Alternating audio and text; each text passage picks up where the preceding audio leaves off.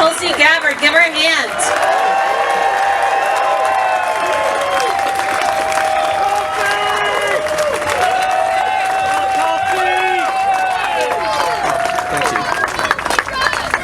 Aloha. Early one morning on a Saturday, on a beautiful day like today, in January of 2018, over 1 million people all across the state of Hawaii woke to their cell phones buzzing and ringing, radio alerts blaring, with a message that read, "Ballistic missile threat inbound to Hawaii. Seek immediate shelter. This is not a drill."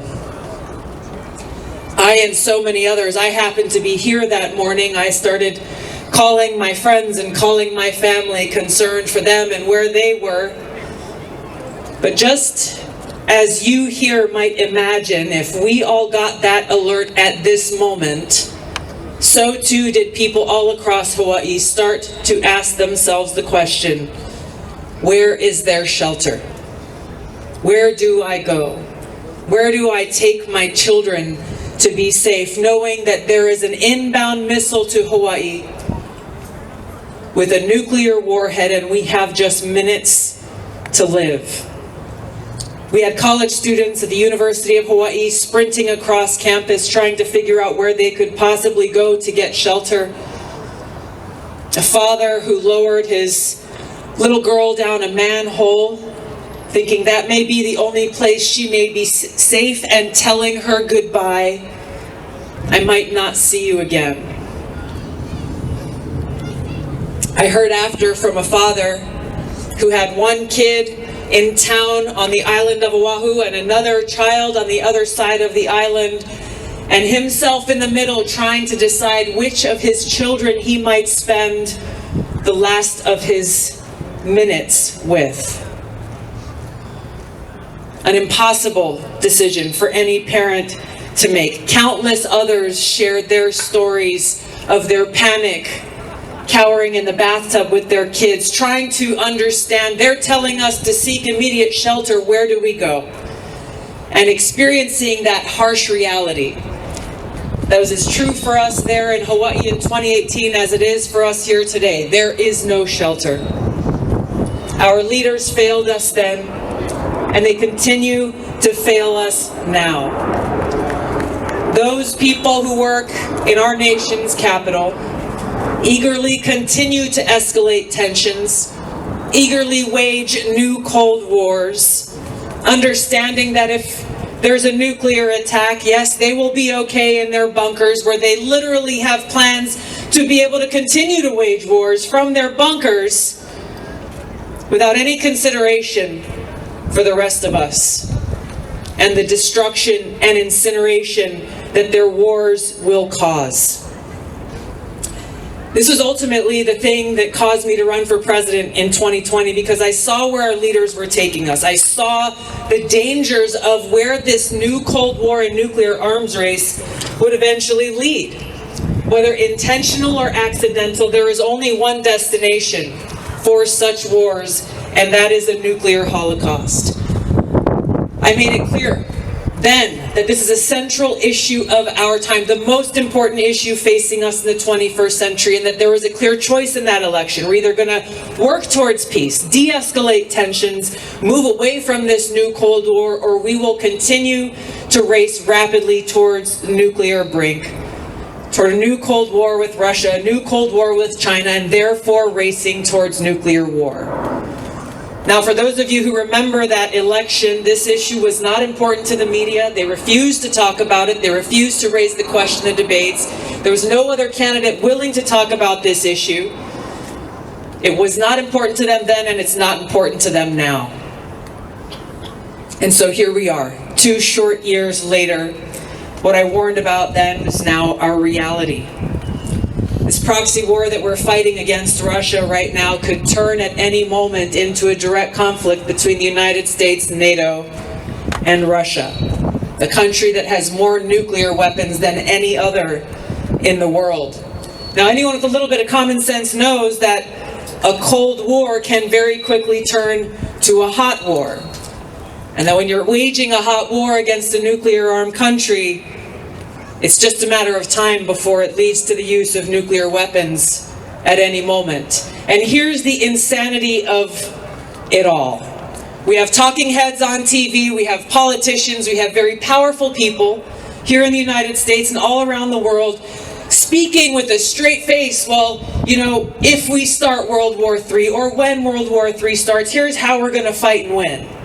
That if Putin decides to use tactical nuclear weapons, here's what we're going to do, as though such a war could ever be won.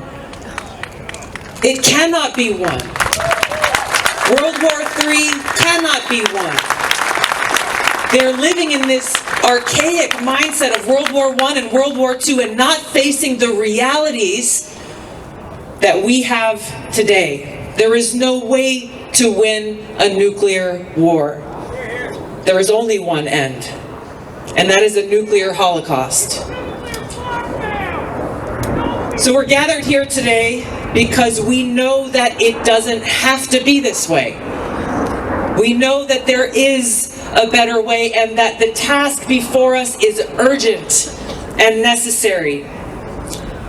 We have people gathered here from all over the country, people who are gathered here from all ends of the political spectrum.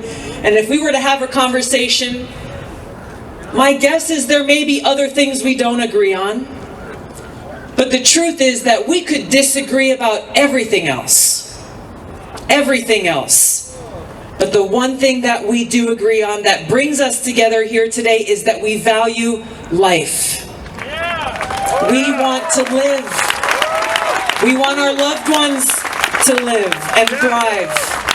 We want to be able to go out on a day like today and walk in the trees and hear the birds chirping with the sun shining down on our face. We understand that whatever our differences may be, that we must stand together as people who cherish peace, security, and freedom. We must set aside our differences, work together to fire those warmongering politicians from both political parties who serve their masters in the military-industrial complex instead of serving the people. Those warmongers who carelessly and thoughtlessly are sending us hurtling towards a nuclear holocaust that would destroy all life and the world as we know it. The only way we can stop them is when we stand together and lift our voices in unity, telling them no. We will not let you destroy us. We will not let you destroy our loved ones, our communities, our country, here in the United States and around the world. If we stand together on this one issue, we will be able to wrest the power away from those who don't care about us, those who bend the knee to their overlords in the military-industrial complex, take back that power and ensure that we take those trillions of dollars they are feeding into the war machine and instead dedicate those resources towards peace, prosperity, and freedom. We cannot be free and prosperous or safe unless we are at peace. We are the spark that has the power to light that fire to bring about change. So let that spark of love that exists in every single one of our hearts, that aloha, be that inspiration and that fuel that provides us with the courage to fight against these powerful entities, knowing that our cause is just, it is right, and it is necessary. We must work together towards this future in fulfilling and accomplishing this mission of peace. Thank you very much. Aloha. Thank you so much for that unifying message. Congresswoman Tulsi Gabbard, give it up for the Congresswoman.